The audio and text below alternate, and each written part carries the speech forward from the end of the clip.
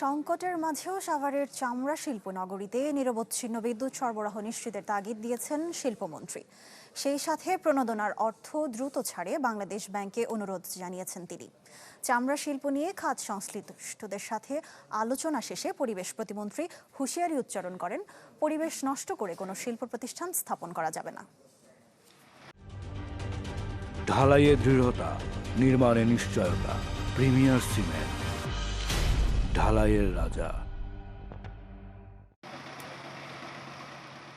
শিল্পনগরী হিসেবে গড়ে তোলার স্বপ্ন থাকলেও এখনও আদর্শ কর্মপরিবেশ তৈরি হয়নি।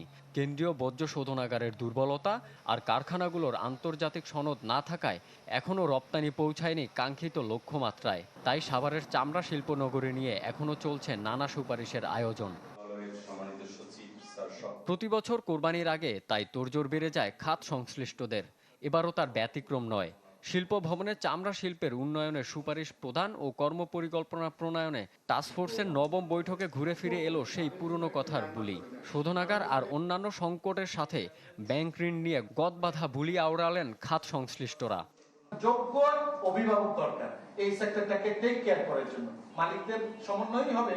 তো সেই জায়গাটা সাভারে অবস্থিত চামড়া শিল্প এবং সাভারের বাইরে যারা কাস্ট অ্যান্ড ফিনিশ এক্সপোর্ট করে তাদের জন্য একটা এয়ারমার্ক করে দেয়, তাহলে পরে এই ঝামেলাটা অনেকটা কমে যায়। দূষণ ও দূষিত পরিবেশ নিয়ে সরকারের কঠোর হুঁশিয়ারি রয়েছে অব্যাহত। নতুন দায়িত্ব নিয়ে তাই পরিবেশ প্রতিমন্ত্রীও ছাড়লেন না সেই সুযোগ।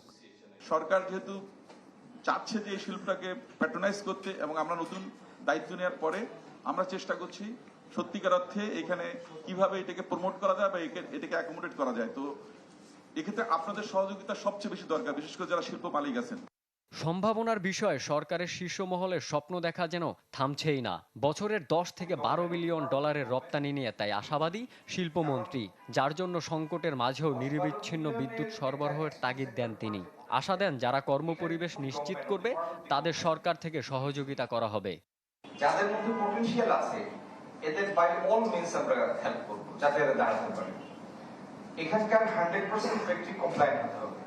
এই কমপ্লায়েন্স আর্ন করার জন্য যে ফ্যাসিলিটি ক্রিয়েট করে দেওয়া দরকার, on behalf of the government, on the part of the government will do it.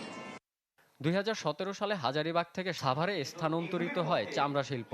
100 কোটি টাকা ইনভেস্ট করে। মাহমুদ সৌরভ, চ্যানেল 24, ঢাকা।